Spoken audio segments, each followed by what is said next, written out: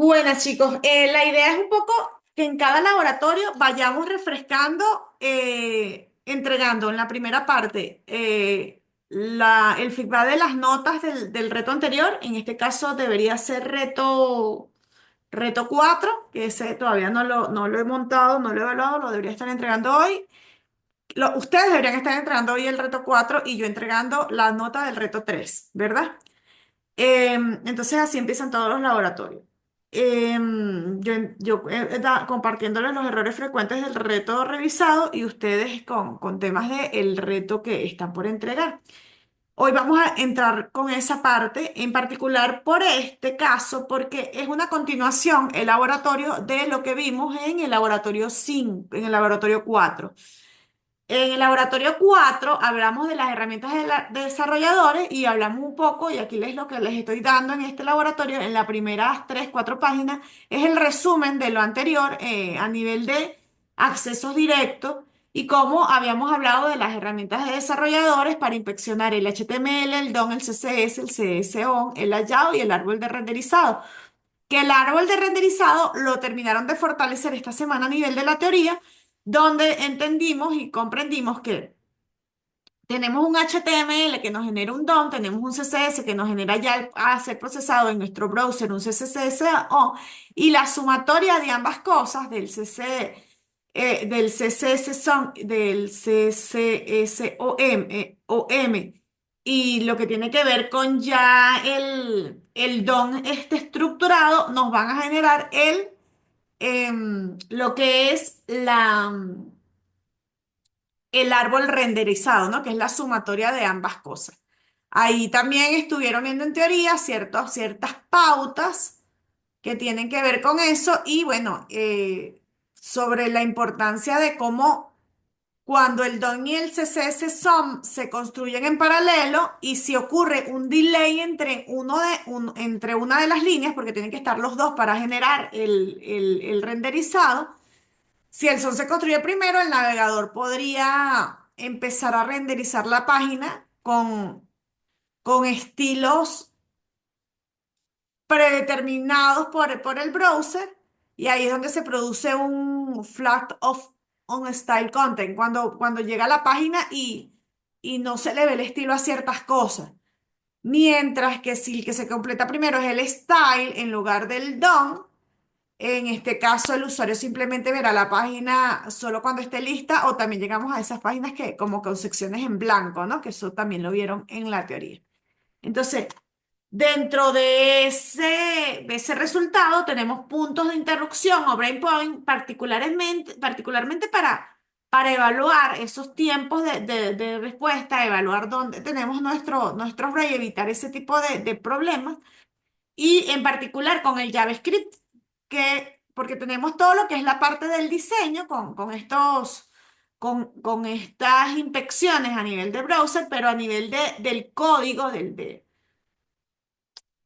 ponerle lógica al browser, teníamos los JavaScript y aprendimos un poco de cómo hay puntos de interacción a breakpoint de interrupción a breakpoint para evaluarlo. Incluso hicimos un ejercicio que no le llegamos del todo en la práctica, lo dejamos un poco hasta para casa, donde vimos que en el ejercicio, en la primera prueba, nos generaba una concatenación de string y teníamos que al final la respuesta después de hacer el parseo era cambiar la instrucción por un parse para que lo tomara como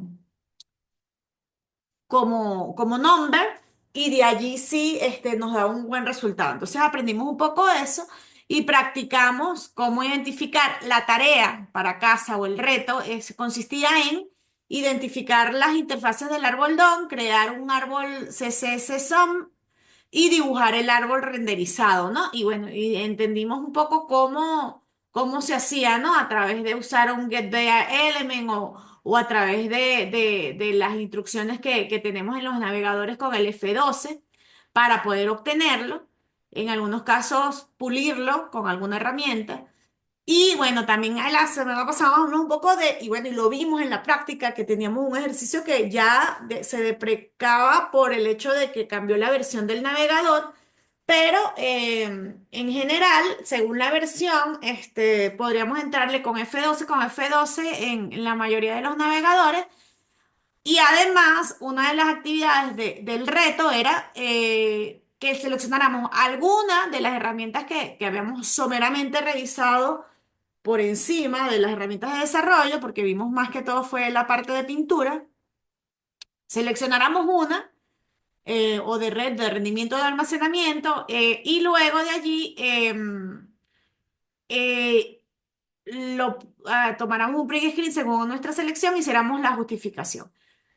Con esto la idea era un poco entender cuál era la evaluación de los procesos de diseño, digamos, y los procesos de análisis y técnica de ejecución, que aquí les pongo una cantidad de checklist que era, bueno, para verificar el proceso de diseño, revisar los elementos y los div, los estilos y la tipografía, para revisar la parte de color, un poco analizar el background y el color de la página, utilizar herramientas como Lighthouse, que aquí en la práctica de hoy tenemos una referencia en un ejercicio ya al cierre, más evaluaciones asociadas a la textura y el uso de luz y perspectiva de proporción a través de lo que podemos inspeccionar dentro de un CSS, ¿no? Entonces era la línea del laboratorio pasado, sin olvidar que basado en la versión de nuestro browser y versión del Bluetooth, esto puede cambiar con el tiempo y que actualmente incluso existen mejoras que tienen que ver con inteligencia artificial. Por ejemplo, en Chrome 137, que es la última versión, hay una modificación en los cambios del CSS con Gemini, donde se hace una conexión automática de la carpeta de trabajo para guardar cambios en el archivo de origen y hacer anotaciones de rendimiento con inteligencia artificial.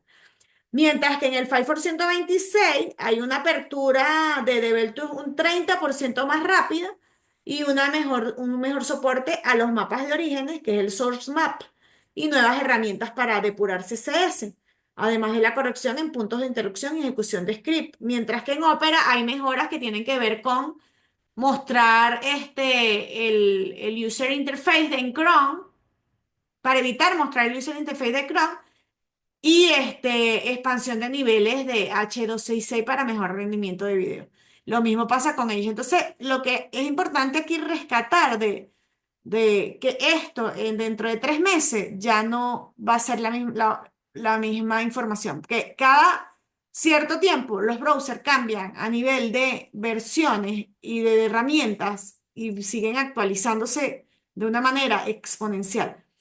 Entonces, que es importante no olvidarlo cuando hagamos nuestra inspección, aunque la experiencia nos va a llevar a que los caminos son similares, siempre va a estar casada con un proceso de investigación. Entonces, aquí, en ese ejercicio número 4, de ese laboratorio, que es el que se entrega hoy, les agregué las métricas. A ver. Turururú.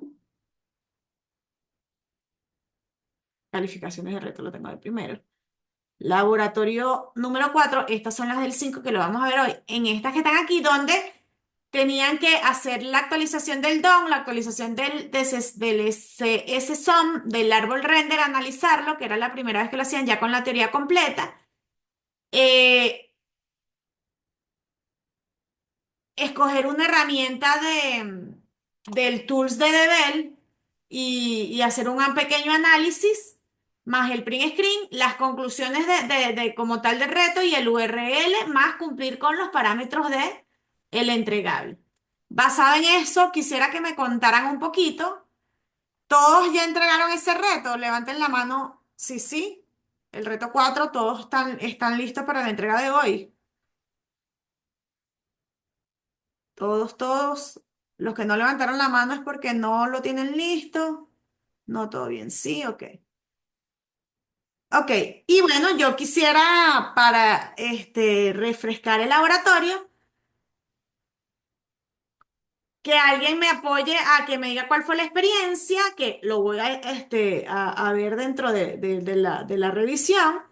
Si detectaron algún cambio, que además eso no lo decía explícitamente el laboratorio, que si encontraban alguna mejora posible, podían crear una rama 4 y documentarla ahí y conseguir un bono, porque como no he empezado la práctica, aquí al que quiera exponer esa experiencia en un par de minutos a sus compañeros, ya se ganó un puntito aquí sin revisión. A ver, ¿quién quiere contarnos?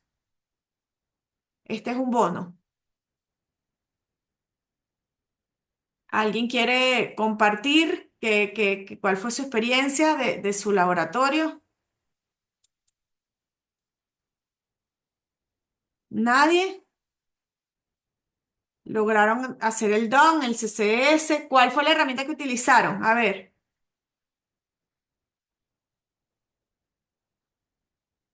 ¿cuál seleccionaron? Performance. María Paula por ahí dijo red. Ajá, María Paula. ¿Y cuál fue la experiencia de ese, María Paula? ¿Cuál fue la experiencia de ese análisis? ¿Aló? Aló, le escuchamos. Bueno, hice la prueba de red y lo que me salía fue cómo fue toda la carga de los archivos que habían en el, en la página Ujú. y me salió un error 404 de una imagen que no se estaba cargando y bueno, más nada de eso. Y eso implicó que tuvo que hacer actualizaciones en su proyecto. O sea, no era una actualización relevante, pero me decía como que tenía que eliminar una imagen que no se estaba cargando. Pero Exacto. no, Y lo resolvió en el código. o sea, no la subí, no hice el commit, pero o sea, no hice la nueva rama. Ok. Pero ya lo toma en cuenta para la rama que viene. Exacto. Ah, perfecto. Entonces, eso, bueno, María Paula nos comparte y se ganó su plus por herramienta, por compartirlo, para ya cuando viene la evaluación que están entregando hoy. ¿Nadie más quiere compartir su experiencia, inquietud? Listo. Entonces, ese era un poco el objetivo, ¿no? Ya se familiarizaron con lo que algunas herramientas de depuración. Hoy vamos a hacer unos 3 ejercicios donde tienen ese código por allí en la práctica. Dentro de las actividades, vamos a ver un poquito, ya la teoría la habían visto, pero cada parte va a tener como un resumen previo y bueno, ya en esta actividad. Ustedes han visto que a lo que son los contextos, donde teníamos el ámbito global, donde el DIJ apunta al objeto Windows del navegador, una función normal que depende de cómo se llame, en modo estricto está indefinido en el modo normal del Windows como pantalla, como browser, ¿no? El método de objeto que apunta al propio objeto que ejecuta el método y la función flecha que no tiene su propio ID, sino que hereda el contexto donde fue desinhibida. Recuerdan que en la parte de la teoría, ustedes revisaron junto a la profesora Paula que existen diferentes tipos de variables, ¿no? Las variables tipo LED y las variables tipo constant, de hecho son las últimas que se establecen como estándar porque se está deprecando un poco las variables tipo var y es como el espacio donde ellas se definen, ¿no? Entonces, existen prácticas que nos ayudan a tener variables tipo globales y funciones, variables y funciones tipo normales y globales y basadas en el contexto o el ambiente donde se están corriendo, ¿no? Entonces, ¿quién conoce el valor de la variable? E incluso se pueden, que aquí lo tenemos como consta, incluso variables tipo funciones, funciones tipo flecha funcionan como variables tipo constant que se definen en un espacio, ¿verdad? La definición de esa variable. Entonces, lo que vamos a hacer hoy es entender en la práctica qué significa eso. ¿Cómo lo vamos a hacer? Bueno, aquí tienen el primer ejercicio y el primer ejercicio es tomar este código HTML y hacer el debug dentro de guardarlo en un HTML abrirlo en un navegador haciendo doble clic y como ya sabemos, entrarle con F12 para poder evaluar el comportamiento de esto a nivel de la ejecución desde dentro de una función normal, una ejecución tipo objeto y una ejecución de una función flecha. Nótese que aquí en el código tenemos algo que dice cuando es el código ámbito global, ¿qué va a pasar? Que un navegador no reconoce, lo va a reconocer como indefinido, lo va a tener como indefinido. Cuando ya es modo estricto, donde se utiliza esta instrucción para activar ese modo y le da el contexto de una función normal, donde aquí tenemos esa definición en el modo estricto, eh, sigue siendo indefinido porque aún no está la definición de esa variable para, sigue siendo, no es estricto en Windows. Y luego, cuando ya le damos le demos una definición al objeto, ¿verdad? En ese espacio sí vamos a tener un resultado porque ya estamos apuntando a un objeto particular, ¿verdad? Y luego ya otro ejemplito donde vuelve a perderlo, pero porque no tenemos la misma, es un contexto global, la diferencia entre uno y otro. Entonces vamos a ejecutar este código, chicos, que tienen ese código allí para que ustedes saben cómo ejecutarlo en consola, todos estamos claros, abrir la consola. A ver, tienen un HTML que vamos a ejecutarlo en paralelo, ¿sí? Voy a parar aquí la grabación. Entonces, la grabación está incluyendo la revisión del ejercicio del laboratorio 4 y el primer ejercicio. Vamos a hacer la pausa para hacer el ejercicio número 2 asociado al contexto dentro de de un JavaScript y cómo funciona y lo debugueamos utilizando el console.log en el browser con las herramientas de desarrollo, para luego llegar a las conclusiones.